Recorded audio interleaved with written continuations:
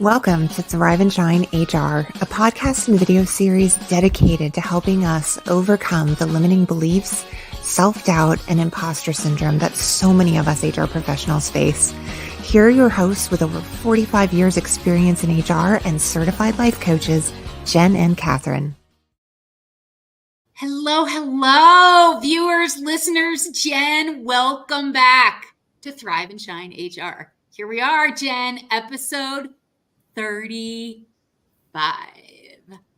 Wow. My in-laws are here. They're downstairs, and they were like, hold on, what are you doing? And I was like, we're going upstairs to record our podcast. She's like, what are you talking about? So I'm so excited to be with you. I wouldn't miss this for the world. So excited to be with you too. And 35 times we've come on and done this. And each time it always feels like we're uncovering more and new. And it's just, barely scratching the surface. Barely. Exactly. And I think there's so much to scratch in terms of the surface or unpack when it comes to today's topic, which is, of course, handling adversity like an HR pro. I love this topic so much. And I'm so curious, Jen, it's Thursday at the time of this recording. So we're on the home stretch to Friday. And do you have any sense of how many instances of adversity that you've encountered this week alone? Oh my gosh. It depends on how deep you want to go in terms of the subtlety of the adversity, right? Because I think, adversity can come in so many different shapes and sizes. So when it comes to maybe, feeling left out in certain leadership conversations, or if it comes to challenges of conflict and dealing with conflict, or if it, so I think that, I don't know, a dozen, and a lot of it again is just not necessarily in your face type of adversity. It's really about oh, that's interesting, and recognizing areas that, if I were to leave unchecked is not necessarily the end of the world by any means. Right. But it's where could I possibly have influence based on the fact that I can see that I am, outside of, where I may have had influence in the past. So so I think it comes up often, and I think it comes up more than many times we are aware of. I hate to give this nuanced answer to the question, but it's really a matter of, being something that I think adversity is all around all the time. And how much are we paying attention? How much are we kind of aware of those potential adversities, and whether they are direct and conscious, or whether or not those are, behind the scenes and things that, we may not necessarily be aware of, or others are not necessarily aware of, that they are creating a sense of adversity. So how about you? What comes up for you around how much you have experienced adversity just this week alone? First, I just have to back it up a little bit, because you, of course, just went so deep right off the bat. I love it. You're just this is my interpretation of what you just shared. How much is conscious? How much is unconscious? How much is it what we're putting into the world? How much is it that others are bringing into our space? So I love it. Per usual, I'm let's go, Jen. For me, if I'm being really honest, and that's what this podcast is all about, right? It's all about our emotional, our physical, and our mental health, and being really honest so that other women in HR can understand that they're not alone, right? So for all of our listeners, all of our viewers today, this week's been a rough one for me. It's been a little rough because of some personal things that are going on in my life. And I love my in-laws so much. And we have had the most fun time since they've been here. And in some ways, it's just reminding me of other people in my life where there's a little bit of a rift. And it's just so ever present in my face right now. And I'm trying to shift my thoughts and do a lot of self-coaching. And I'd be lying if I said this week in particular wasn't filled with adversity. And I also know it's happening for me. I can't see it right now, but I know in due time it's going to reveal itself why this adversity was so important in my life. And I truly, truly mean that. And I believe that. And it just helps me keep moving forward. It truly has. So I'd be totally lying if I was like, zilch no adversity, when it's more like it's been a lot. It's been a lot. Yeah. Yeah. Yeah. I'd be Oh my totally lying. gosh.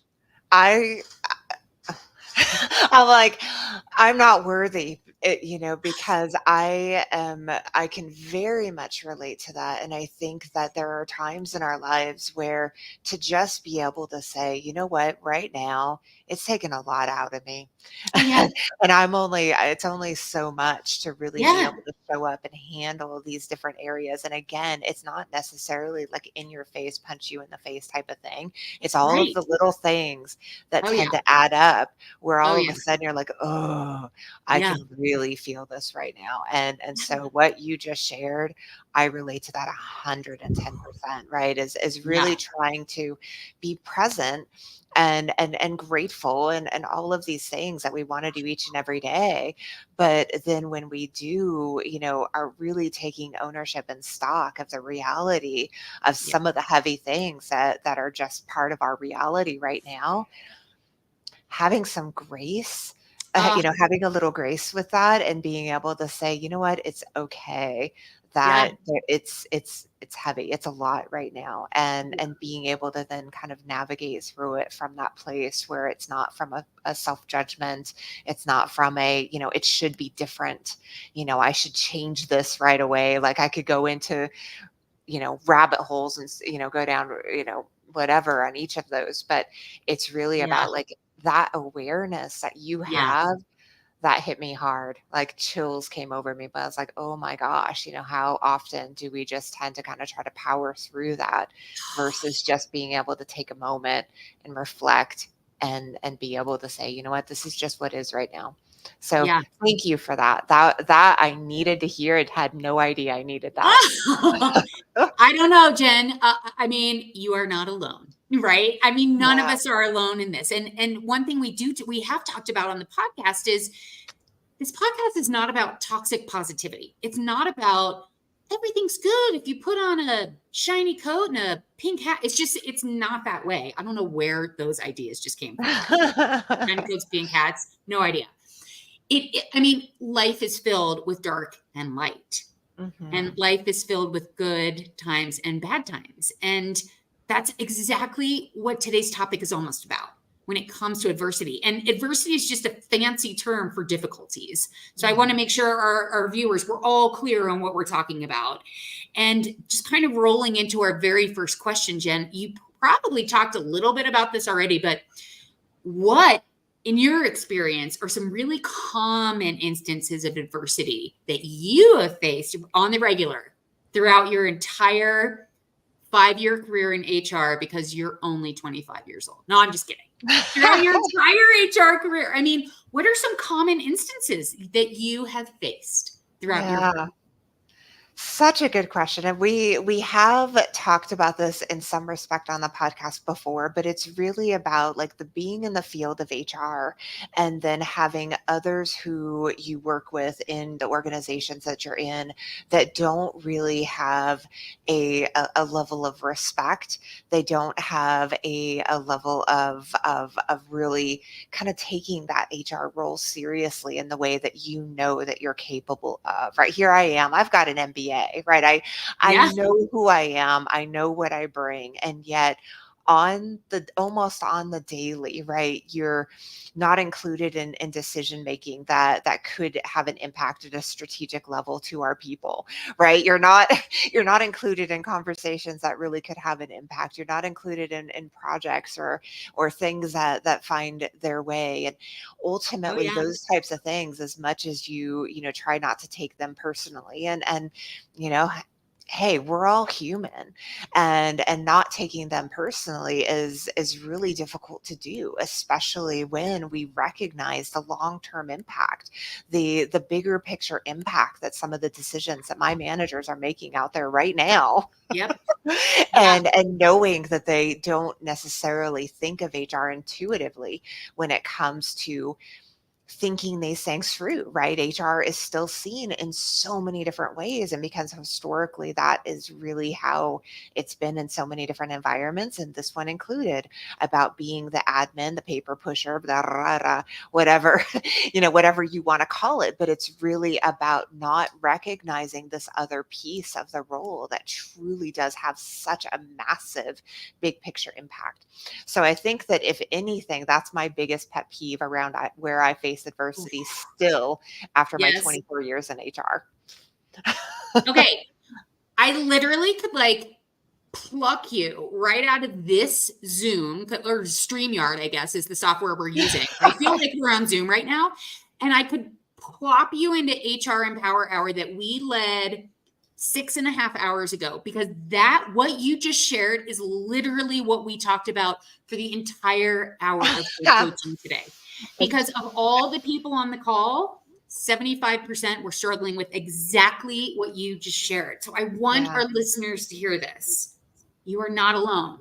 Mm-hmm. If you can relate to what Jen just shared, I know I can, right? It's that, I don't know if proverbial is the right word, but that seat at the table, knowing we can have such a larger impact if we have that seat, or if we're listened to. I mean, we can operate at such a high level, and sometimes we just feel like we're not quite there. Mm-hmm. And boy, I mean, yeah, I think that's just very, very common in our field. I really do. I Yeah. know very few HR women. I know they're out there, but I know very few HR women who say, I have a seat at the table. I am listened to every time I speak. I don't have to fight for certain benefits. I don't have to fight to be heard. I am always respect. I just don't hear that. I don't hear it. Yeah. Well, what's fascinating too is like throughout my journey, and now that I can really like see it in a different way now that I'm back in HR after doing coaching, is Yeah. really where it would have taken my brain previously. These types of slights, right? These types of behaviors by others where I would have taken it personally. And I can feel it happening, that level of that sense of imposter syndrome starting to Oh, rise yeah. within me of oh, and it really is so critical for me now at this stage to be able to like catch it, to be aware of it, to recognize that it's naturally coming up. But in that previous version of Jen would have Yeah. totally gotten carried away in it, Oh, right? yeah. Totally off on a wild ride about, not seeing myself as good enough, starting to question myself, question my worth, question whether or not I belong here, all of those things. Yeah. Whereas now I can really recognize that and be able to say, it's not about you. It's not about you. Oh, yeah. It's completely okay. And, Yes. what is within my control? And we'll get Yeah. into this a little bit more a little bit later, but really compartmentalizing that. And that is a superpower that I am Superpower. really working on now, right? Like Oh, yeah. even now. And so it's not something that I think I have perfected in any way, but something that I feel like what's so exciting in a way is to be able to like see it from a perspective that I never would have even a couple years ago. So pretty cool stuff. Amen. Yeah. And just the impact, you know, when you look at your entire HR career that you've had thus far, how far you've come in just those last few years, when you look at it from that mathematical standpoint, that statistical standpoint, and how far you've come in such a relatively short amount of time, Mhm, mhm. that is powerful. Yeah. And for all of our listeners, it takes work, and you can move that needle pretty quickly if you really practice the Mhm. skills that are required to overcome any resistance to adversity, basically. Yeah. Yeah, it's wild. Amen. Amen. I when I started thinking about adversity, like over the course of my, I've been in HR since 97. Are you ready for my litany? And I want to go down my list because I want our listeners to really, really hear this. And really, so I wrote down competing priorities, last minute requests, shifting Mm. priorities, when it rains, it pours, just that overwhelm, Mhm, mhm. trying to find work-life balance, trying to be assertive, striking that balance between the employees versus the organization, unsupportive bosses. I also put down, and trigger warning here, I put down deaths. I've been very Mm. open about how I Mhm. experienced 5 close employees pass away in 5 years. That was an adversity for sure. My own anxiety disorder, changing laws, getting buy-in, getting turned down on things that I thought were really important, like a sabbatical program I wanted to bring in back after 2007, 2008, right? The Great Mhm. Recession. It goes on and on. Striking the balance between providing really comprehensive health insurance coverage, right, for our employees, while really minimizing the financial impact. The list goes on and on and on. So if you, as our listener, if you can really relate to any of those things, you're not alone. You're not alone. And those all fall under that bucket of Yeah, adversity. they Of the sure do. Wow, Yeah. girl, you did your homework. Well, once I was like, okay, it's time for you to answer the questions you're putting together for the podcast, right? And it just came out of me, and I was like, Wow, just whoa, flowed. that's a lot. That's a lot. Yeah. And I too reflect back on when I approached HR with victim mentality. It was very Mhm. much a woe is me. Look at all these things. I'm so overwhelmed. I'm so busy. And I know Yeah. that can be hard to hear because we don't like to think of ourselves as adopting that victimhood or that victim mentality. But if we're being really honest with ourselves and we're looking at adversity through that lens of a woe is me, I hate to say it, but I love to say it at the same time. It's a victim mentality. And we have to be honest with ourselves. And I suffered with it for a solid 24 years. So there's a different way to go about it, which is what I love. I love talking about it. And you already Yeah. started talking about it. So good. So good. I So am curious, Jen, if you can give like a super, super specific example of a time in the past when you didn't quite handle an adverse situation successfully in HR. And maybe it's personal, I don't know. But do you have a specific example? Did something come up for you very yeah. specifically where you were like, ah, that didn't quite work out the way I wanted it to? Yeah, it did, and it definitely came down to, a lot of ego that in Ooh, retrospect I could totally see, and so yeah.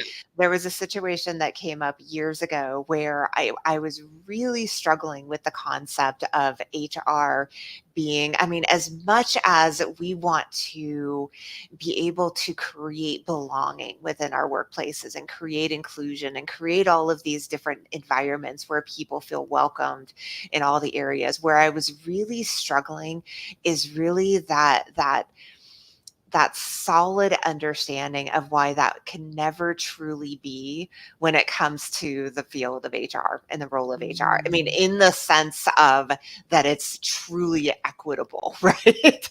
Right? There's always yeah. going to be that gap around people who are just not going to feel comfortable to be truly fully themselves. I have no Mhm. control over that.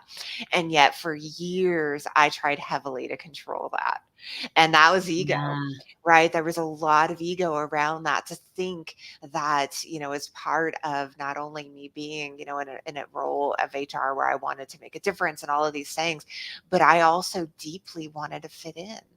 I deeply myself wanted to belong. Yeah. And yet I was getting all of that mixed up and confused to think that I could do it all. Truly thought I could do it all, Oh, yeah. right? And so I would go into environments, one workplace I remember in particular where I really was trying to kind of create, this the stew of this perfect environment. And there was, Mm. another department that, we would work with pretty closely, our accounting finance department at the time. And there were a couple of gals in the department who, overall, in general, these were the type of gals that I could, totally relate to. Whenever I came in, we were talking about American Idol, and we were talking, just the different shows and the things that we watch. And I was a huge binge watcher at the time of all kinds of different things, right? Different reality shows and that Heck sort of yeah. thing.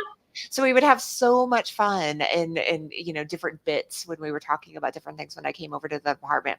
But then there were other times where it was obvious I wasn't welcome, or that there was, kind of some crosstalk, or there was, things that they were keeping, quiet, or just gossipy type of things, and it really started to impact me. I started to gain what you were referring to earlier, that victim mindset, Mm. without really being fully aware of it. Right? I started Mm. to, and what I noticed in retrospect is, rather than do some self check, right? And recognize my own kind of mind drama that was really creating, my sense of lack of belonging. I Mm. instead then kind of shut down, and I just started to be more cold, Oh, more less engaging, right? I self-protected. wow. I went burp, burp, burp, burp, burp, burp, right, in terms of my armor.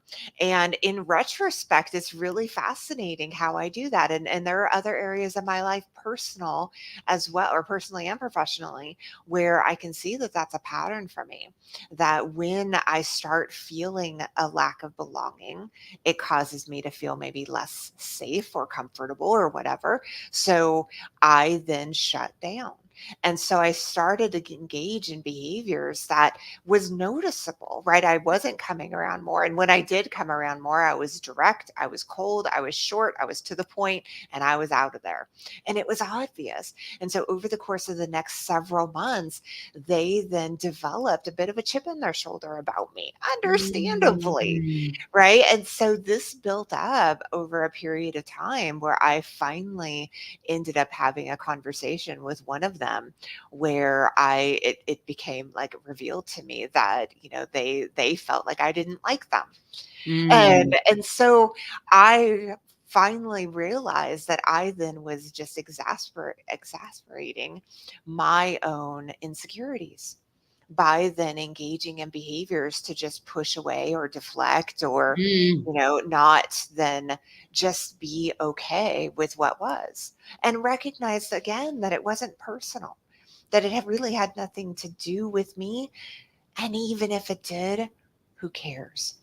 And so I think that, it was a real lesson for me. It was one of those lessons that, Mm. even at the time, I don't think I fully realized it until many years later, where I said, "Oh, that was my ego. That was then me seeing myself as a victim, and here's how I responded, and here's how it impacted me and others."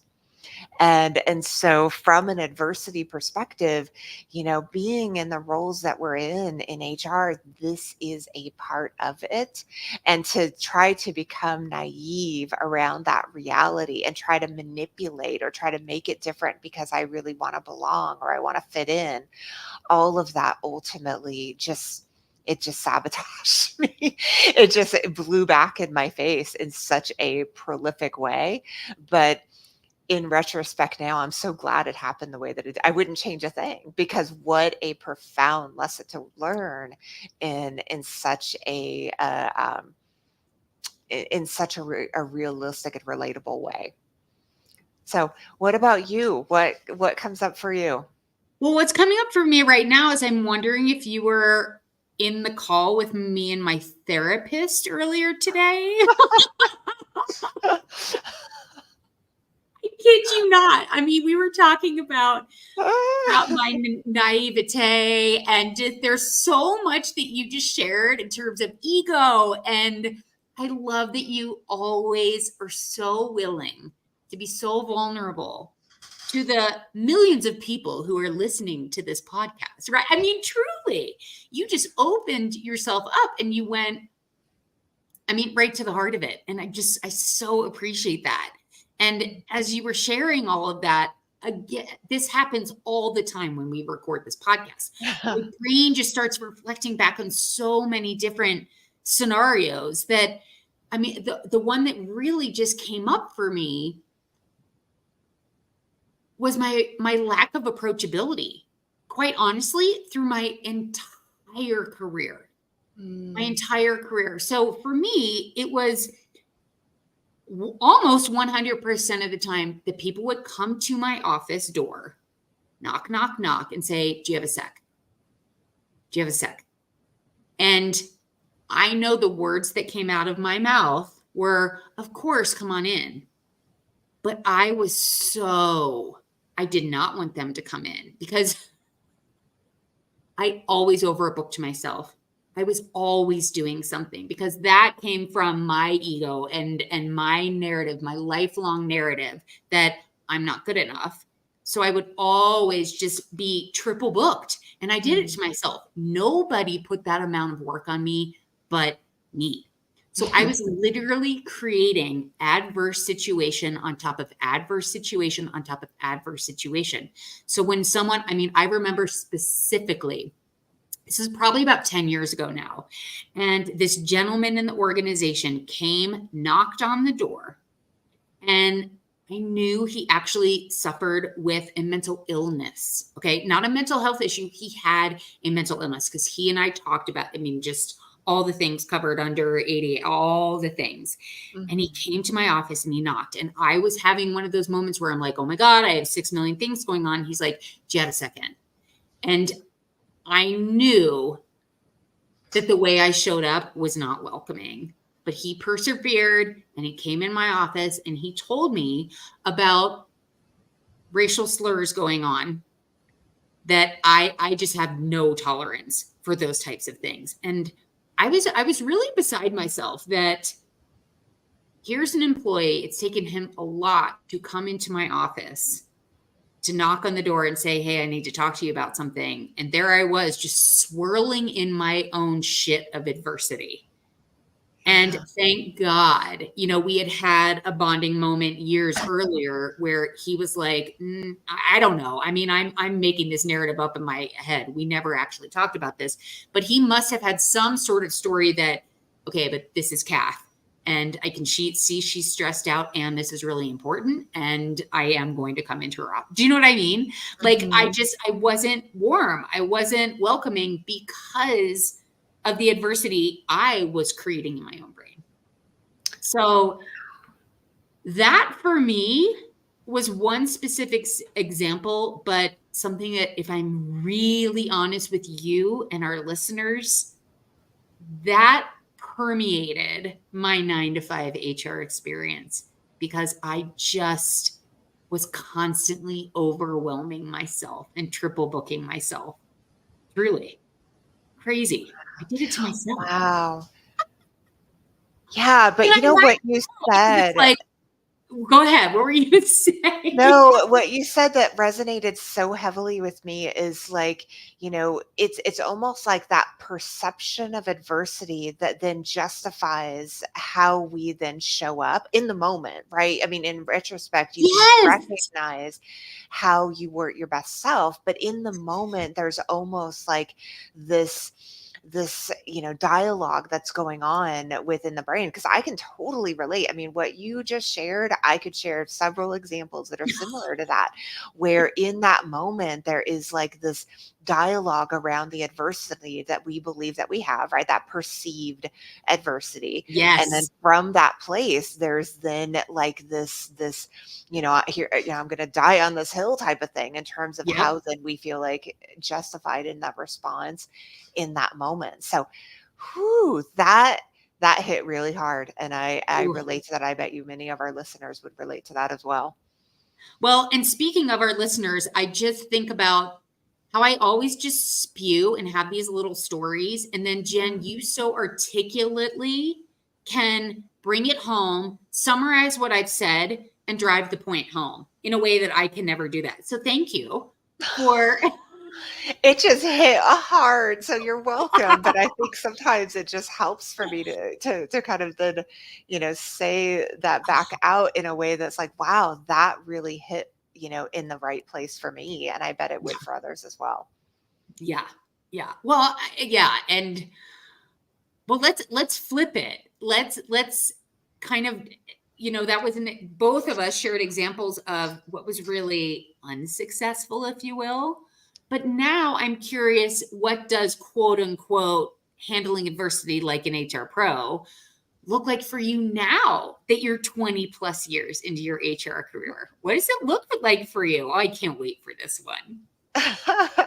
Well, I'm laughing because I'm like, I feel like I've been a broken record already, and we're only 30 minutes into the episode around don't take it personally, right? And I think that that is the biggest thing that I have learned that's been the biggest shift of all around adversity, because that's where we get caught, that's where we get pulled down the rabbit hole of Mm-hmm. really believing as though we are some sort of unique and special case, as though then at that point we then have something we need to prove.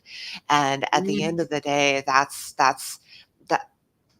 that's a perception, that's the running away of that we take from thinking that this is something that is a problem, that is Mm-hmm. something that is bad. We make judgments about it, and then from that place we start to interpret as though it's okay to see ourselves in that victim way, and then whatever action or non-action, as my example was earlier, we take, we then justify it from that victim place. So I think pulling ourselves back from that and detaching from that sense of feeling as though it is about us, that it is personal in some way, is such a massive, massive superpower, I think, for me. And again, as I shared earlier, it's not perfect. It comes up still, Yep. in my job now, but it's also a matter of practicing when it does come up and being able to reflect post incident, post circumstance, whatever the situation is, to be able to say, okay, what was that about? Right? It's like, what was that about? Because if I recognize perhaps I might have been a little bit persnippety, if I recognize that I might have been a little short, if I didn't quite handle something the way that I know that I could have, because maybe I was making, a story of thinking that, and somehow I was the victim. What do I need to own in that? And whether or not it means I got to go and make amends, and I got to talk to the individual and make it all right or not, it's really about doing that self inventory. And so I think that that's something that I have been working on more and more, and it's not perfect, but it is something that I feel proud about it, because I recognize that you have to actually show up to do that work. Right? It's very easy post incident, post situation, where I might have played that victim card, to then just move on. It's over. Let's just move on and be done with it. Yeah. Versus the forcing myself down and saying, okay, again, what was that about? Yeah. and having the courage to hear the answer, and then recognize how I could, be better and do better in the future. So that's what comes up for me. Uh, How I have the exact same answer. The exact same answer. And I have chosen as a consultant to do a lot of workplace investigations, a lot of mediations, a lot of employee relations, because oftentimes those are the things that people want shipped off for a variety of reasons. One, maybe there's not a lot of resources in the house. Two, they're usually high stakes and they're very emotionally charged. And Mhm. people in HR, just because of the way our brains are wired, we tend to operate from fear. And I have done a lot of work to stop operating from fear. I've done 10 times the amount of work. I'm trying so hard to not take things personally. And let me tell, I mean, we've all done mediation. Well, maybe not all, but in my experience, mediations, like if you start taking things personally as the mediator, Oh. you are not doing your job. Same with investigations. I mean, Mhm. you really have to depersonalize. And if you get quote unquote triggered, which is just something I hear all the time, it's like just one of those super buzzy words right now. And you just have to know that things are not personal in those types of situations. And if somebody starts to get heated and they get very emotional, I think the power of the pause. And I know what I need to do to not only get calm, but to stay calm and to Mhm. stay in that state of homeostasis. And it happened yesterday. I was on a walk. I was on my quote unquote personal time. I was on my quote unquote lunch break, and I had a client call, and I was really close to getting home. Okay, really close to my house, and I was like, "Do I pick it up? Do I pick it up?" And I was like, "Of course you pick it up, right? She needs you. Of course you're going to pick it up." And she was really, really charged. She Mm. was the furthest from Thrival HR that you could possibly be. Oh. She was super spinny and had spun herself into a state of tears. You know, she was not okay. Mm. And as her coach, I started having thoughts of, oh my gosh, how did she get here? We've been coaching for a while. How is she in this spot? You know, I thought I've given her all these tools. And so I was starting to create a very adverse vibe, and I was making it about me. I was coming at it from ego. And I saw it Ah. pretty quickly. And I was Yeah. like, I'm almost back to my house. Give me 5 minutes. And I had to ground myself so that I could stay calm and help work her out of that super spinny downward spiral that she was in. You know, so I know that I have to be that way in my coaching profession, in my consulting profession, in the mediations, in the investigations, when I show up as a trainer. Mhm. It's just so important, just in those highly charged situations specifically. So I don't know where that just came from, but woo! Yeah, Jen, as usual, you're inspiring me for story hour. That example though is another one that I think I can relate to many, many times, right? Is like having a situation where you've worked with someone, whether it's a leader at the organization you work at or a client or whatever it is, you've coached them, you've guided them, you've tried to Yes. provide them with the support around how they can address a situation, whether it's something that, they're trying to, feel confident about or, they're struggling with. And, there it is a week later, they come right back Yes. and they're spinning out again. And Yes. how quickly and how easily it can be to start then, turning inward about that Oh, yeah. and start saying, well, what did I do wrong? What did I miss? Yes. How did I miss this? What, how did I, and so like being able to like catch that quickly, girl, that's awesome I because mean, that is the work right there. it's the work right there. Right there. And it also was helpful that there was spotty cell reception. I was like, okay, this is a sign. This is a way I call them whispers. I'm like, you got to get off this call because this is not going to be productive unless you're totally grounded. So funny. Yeah. You're like, Well, "God, call you bitch." totally, totally one of those. I've never Oh. actually done that, but it doesn't mean it won't happen in the future. What about in terms of your career trajectory? I mean, what role has adversity played when it comes to shaping the course of your career? That's such a good question, and I sat with that one a little bit, and I think the Ooh, number one biggest thing that I can say that's helped me more than anything else when it comes to how I face adversity in my career is the openness to talk about it. So when you had said something mm, earlier about, how open I've been and you too, but how open we've been to just be vulnerable uh-huh. about some of the struggles and some of the challenges that we've had, it has been mind blowing how much progress I've been able to make in challenges with managers, challenging relationships, conflicts, when I have let down my armor and allowed myself to really be honest and open about my truth, because it's not always pretty. It's mostly Mm, messy, and yet the power of like the freedom and the safety and the comfort that others will get. And it's so interesting because I think so often we just don't really realize that after effect that comes through the process of being vulnerable and mm, sharing our truth.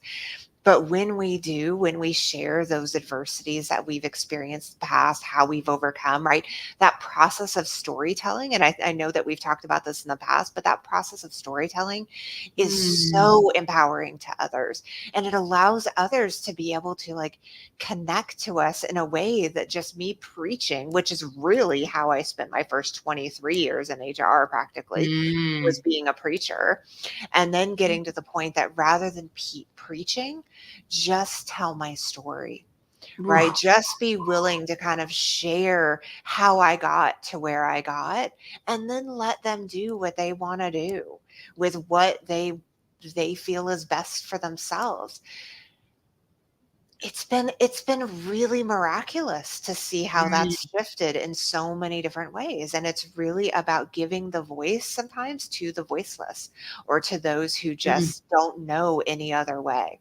So, yeah, I think it really, I've got so many different examples I can bring up of just when I finally just said, yeah, me too. And here's what happened to me. And here Yeah, was my experience. And here's how I came through it.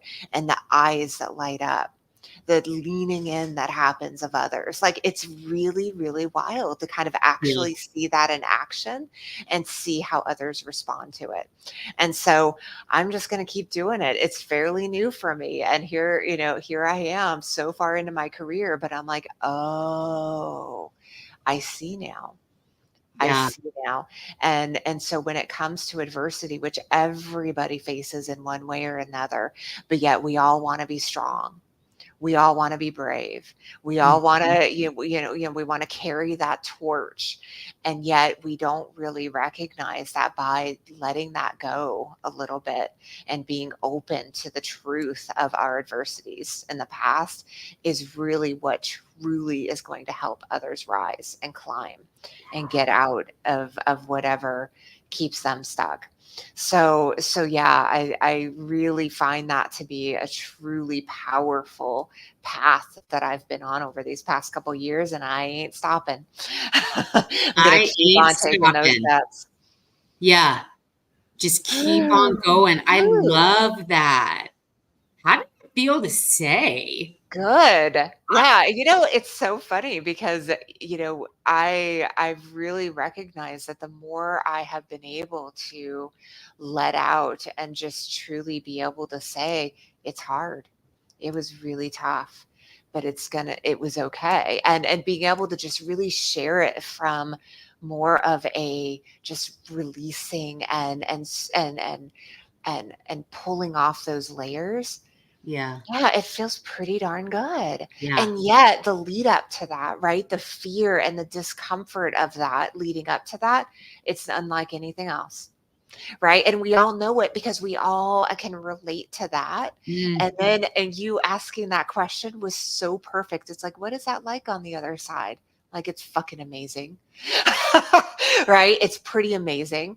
And yet yes. so few times in my life can I really say I was truly able to get over to the other side, Mm, because I would find every which way possible to have that armor come right back up as soon as possible. I don't want to really go that level to vulnerability. So, yeah, mm. that was a long answer, but that felt really good. Thank you for letting me get that out. I feel like you and I are sitting on a couch with some tea I wish. and we're just, yeah, I know, but just that connection. And it's just so nice to know that for me, I'm not alone because my journey's been very, very similar. And I think perhaps for some of our listeners who haven't been in the field as long as you and I have been in, sometimes you can't see the forest through the trees. You're in Mhm. it.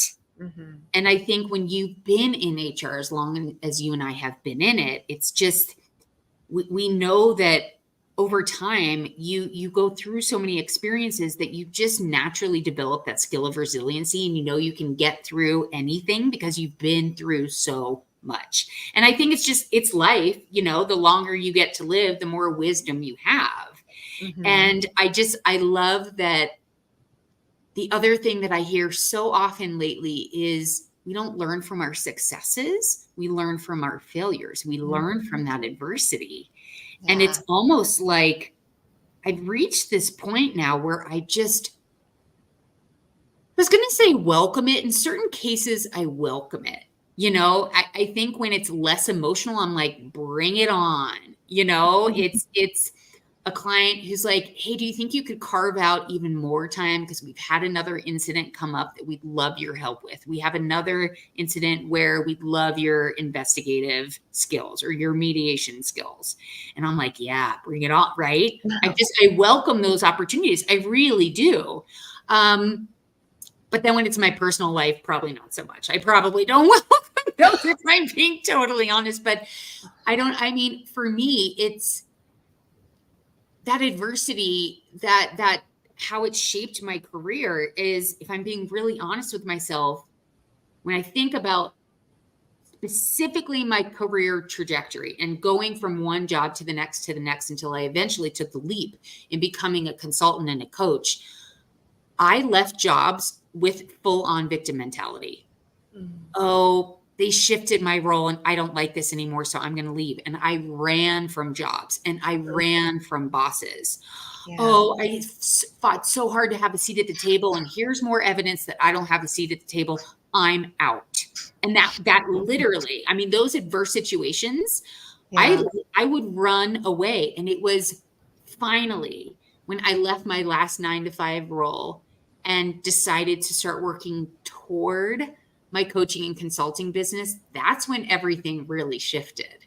And that's when my energy shifted, I guess. And my outlook on HR, my approachability, all of it really started to shift. So I'm super, super grateful. Do not get me wrong, for that victim mentality, for the running from jobs, from bosses, from hard situations, because it did truly lead me to where I am today. I'm grateful for all of it. I Mhm. really am. All of it. It's not easy. It's not easy. No, but having that perspective when you can look back and recognize what those patterns were, right? It was pride, it was, these things that then caused you, rather than being able to address it and call it out and have those uncomfortable conversations, you're like, I'm outie. I'm outie. Right. I'm And outie. and and yet being able to look back on that and say, hey, I was just self-protecting, right? Yep. You were just kind of going through the motions based on what you knew and how what felt easiest at that time. Yeah. Completely okay. And that then is something that then, as you've matured and grown, you can look back on that and go, oh, bless her heart. Right? She just didn't have it within her Really? yet. She didn't quite understand yet how she could have addressed that differently. And that could have potentially had a pretty powerful and positive outcome. Just wasn't Uh, there yet. Not at all. And if Yeah. I'm being very honest with myself, when I think about EQ and emotional intelligence, my self regulation, it wasn't there. It wasn't there. I totally can relate to that. Yeah, I have instances of that too. Cause like, we talked about earlier in this year, I went to 20 different jobs over the, years that I've been in HR. I did the same exact thing as you did. I ran away instead of addressing my adversity. And same as you, I don't think I would have had the emotional capacity to be able to do what I could do now. And so at the end of the day, that was exactly what was meant to happen. Totally. What was supposed to happen, right? So it's 100%. 100%. And it's like you were saying earlier, when you're on the other side of it, it's just so freeing. you experience, it's like, oh, well, that's why that happened for me. And that's why I Yes. took that direction. Yeah. And you make these little upticks and you get a little bit better every single time. Hmm. It's everything. Well, Yeah. I mean, Absolutely. kind of related to that, do you think that, I mean, we kind of talked about that skill of resiliency, which I think is super related to handling adversity. But do you think that handling adversity is something that you can develop a skill set around it and maybe even master, or is that more of an inherent trait? Do you think it's kind of nature versus nurture? Do you think some people are just born with an ability to handle adversity more so than others, or is it just more skill based? What are your thoughts on that? I think it is more skill based. And I think yet we have been really programmed to believe that it is inherent. So it's one of those that I think is really, really interesting because for the most part, I think most people out there believe either that they are good at or not good at handling change and handling difficulty and handling adversity, right? And you and I both know that the reality is it's a mindset. And Yeah. the mindset really comes to how do I show up in the face of adversity in a way that's going to be appropriate and reasonable that can allow me to be my best self. And I think that that is something that just requires over time awareness. It requires kind of self inventory process, as we talked about a little bit earlier. It just requires that sense of, not overthinking it by any means, but really just being thoughtful when faced with Mm, adversity, when faced with difficult situations, and being able to reflect back on it and recognize how my emotional humanness may yeah. have played in how I reacted to that adversity. Was I then recognizing that that perhaps put me into a victim mindset? Was it then causing me to think that it was all about me and, versus being able to say, hey, it's not, again, it's not personal.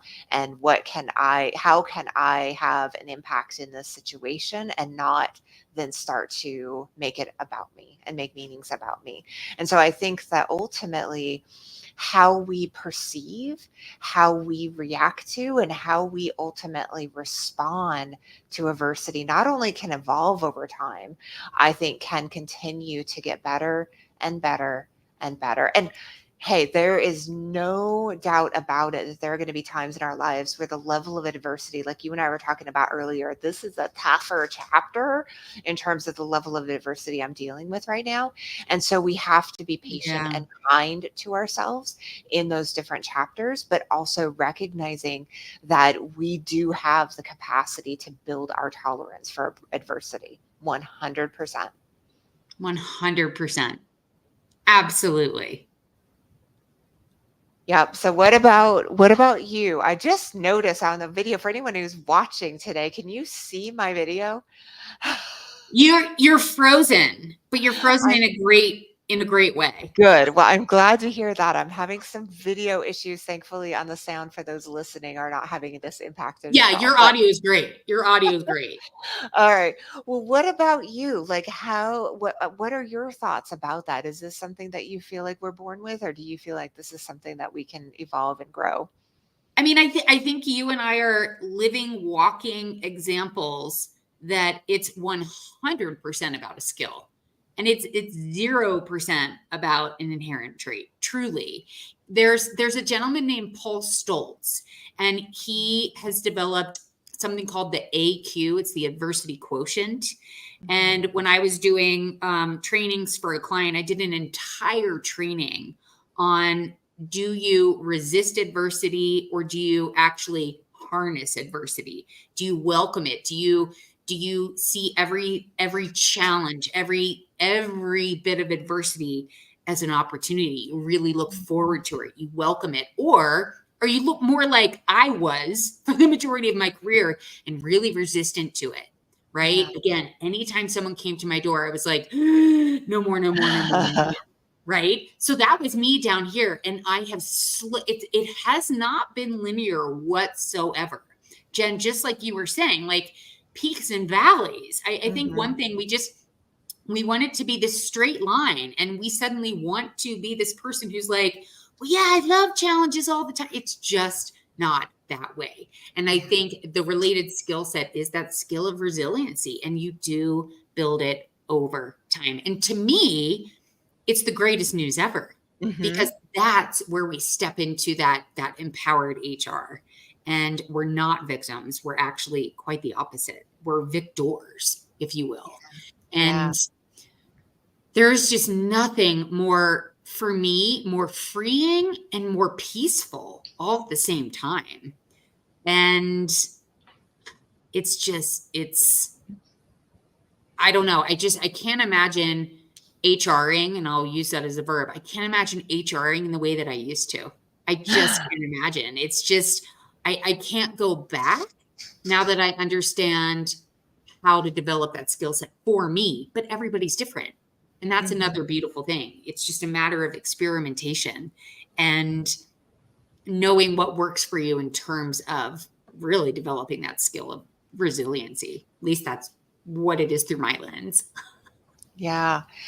No, say again, the book by Paul Stoltz is what? The Adversity Quotient? Is that what it was? Adversity Quotient. The book that I Yeah. read, that's what he's known for, the Adversity Quotient. Mhm. But the book I read, I do this every time. I forget the books that I read. It's with Eric Wiedemeyer, who was a famous blind mountain climber. And they teamed up and they wrote a book together. And it's something about harnessing adversity. I'll look it up and I'll make sure it's in the show notes because it's good. Nice, And it's a great nice. read because I mean, talk about somebody who has just, I don't want to say had to, but because he was blind, because he had this desire to quite literally climb mountains, literally and figuratively, talk about just welcoming adversity on so many different levels. It's a really, really great read. Mm. Really great read. Nice. Very good. I love that. That is one that's been on my list for a little while, and every time you brought it up, I'm like, gotta get to that one. That's so good. I've listened to it a couple different times. I mean, he even Okay. talks about um, quitters, campers, and climbers. So a lot of analogies with the mountain guide lifestyle. And are you the person who quits ahead of time, who doesn't even get to camp, or are you somebody who kind of just sits around and camps and stokes the fire, or are you the person who's out there climbing, who's really, really, literally quite welcoming that adversity with every single step that you take when you're climbing a mountain, especially as a blind climber. Mhm. So there's all these statistics about how few, like the small percentage of humans, I think it's like 20% or something like that, are climbers. And for me, I am like on the wall and I just can't get off the wall because I have just found my stride and I know when I need to pause and take a breath to resume that climb, so to speak. It's a cool, talk about that feeling of aliveness that we're all pursuing. It's a pretty powerful endeavor. Mm. I love it. Love So it. good. So good. Well, Jen, as we're wrapping up with today's episode, what advice would you give to our listeners who feel like they're totally drowning in an adverse situation or two at work or even personally? What advice would you give to people? Hmm. Gosh, that's such a good question. I think the biggest advice that I could give is just breathe. Is being able to just breathe and know that they're okay, because the level of adversity, as we talked about earlier, is going to vary at different times in our lives and in our careers. And when we can, you know, give ourselves a sense of, letting ourselves off the hook a little bit, so then we can just give ourselves a little space. There's Hmm. something so important about that 99% of the time for me in my past, I really struggle to do, right? The more stress, the more that is put on us, the more that we feel like we are, backed in a corner, the more we're going to push harder versus the opportunity to actually slow ourselves down for just a minute to be able to get a sense of what's really going on. Because again, like when it comes to adversity, sometimes if we are feeling the emotional triggers, going to that word again, but if we're Yeah. feeling the sense of whatever comes up for us because of the adversities that we're facing, it can be really hard to get real clear and really uh,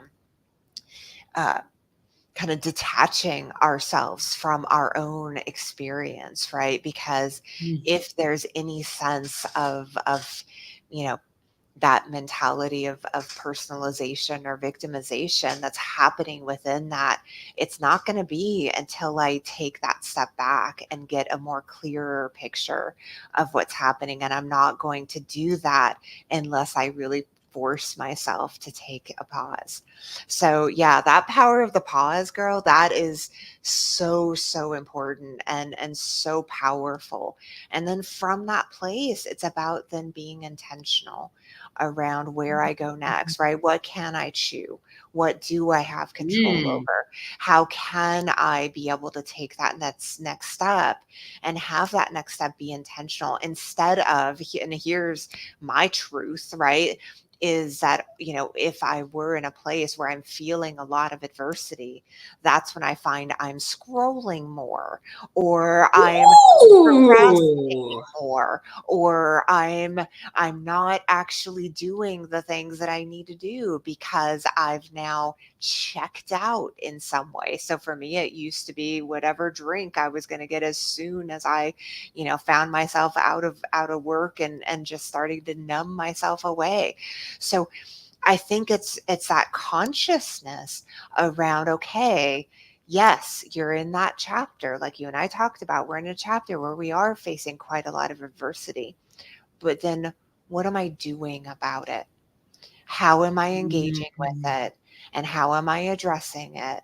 And how am I responding to it so that it ultimately is as productive as possible versus am I creating some additional destruction to go along with the adversity that's come up. So I think, the advice really is a lot of it comes down to give yourself a break and give yourself an opportunity to get clear around what's really going on and what you really have an impact to control versus thinking it's all out of control. That's it for me. And I see, for those watching, I still am frozen. So I just noticed on the screen how I look. If you are watching this or if you're listening to this, I highly encourage you to go on after like minute 55 of this episode because you're going to get a good laugh out of what you're hearing and what you're seeing in this episode. Who knows why this happened? And I so am sorry, but it's actually kind of hilarious. So all right. Well, Kathy, what about you as we wrap up? What advice do you have? I think you had so many good nuggets in there. I had so many points I wanted to make, but what you just ended on is really beautiful in that you could look at your frozen frame, right? You could make that mean a certain thing. It could be, oh my gosh, this whole episode is terrible, right? But what Right. you just did, Jen, you brought levity, you brought laughter to it. And I find myself laughing so much more in life.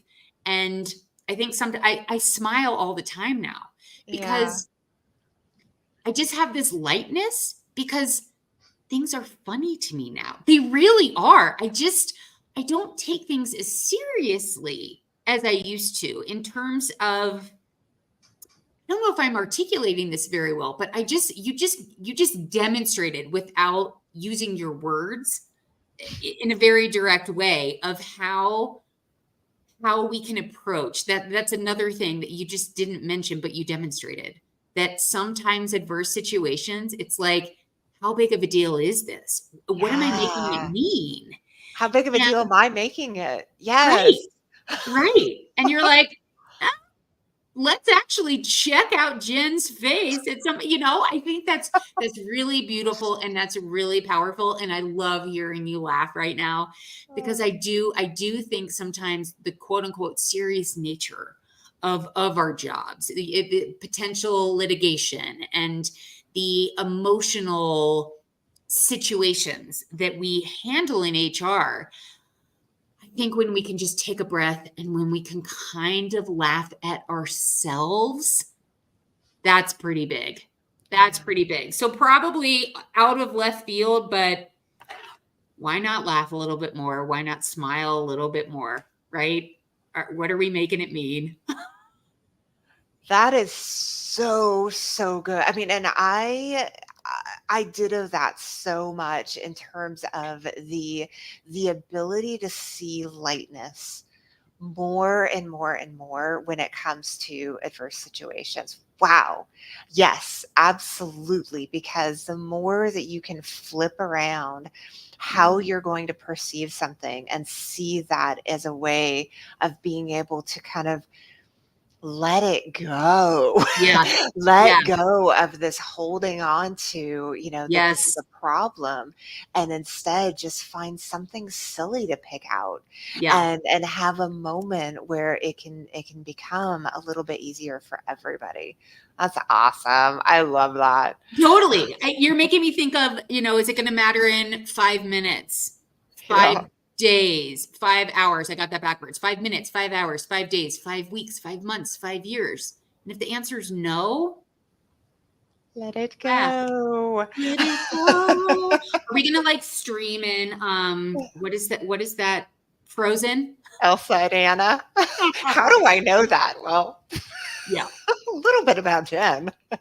Just a little bit more to come next episode, episode 36. So Jen, thank you so much. As usual, so much gold in here. And thank you just to all of our listeners for joining us for another episode. We love, love, love, love hearing your feedback during, before, after these episodes. So please, please, please, throw us some love, give us some stars, give us some hearts, and please, please, if you think there's anyone in your life who could benefit from this episode, please share it.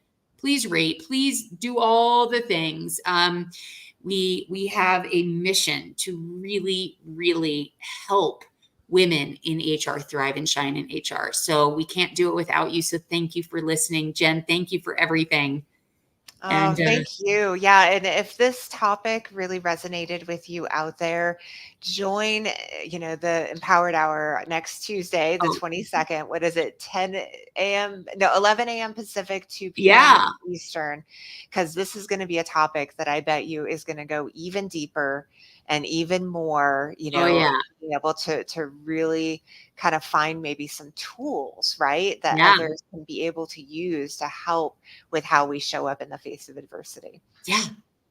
Jen, going back to last week, we do a little bit of an audit, sneak peek, do a little bit of a self-assessment when it comes to our AQ. So yeah, I'm Love super it. excited to be leading that one next week. So thanks, Jen. Thanks for the plug. That was pretty awesome. Anytime and always. All right. Well, Jen, thank you so much. And to all of our listeners out there, just remember every day is a great day to thrive and shine in HR. We'll see you next time. Bye, everybody.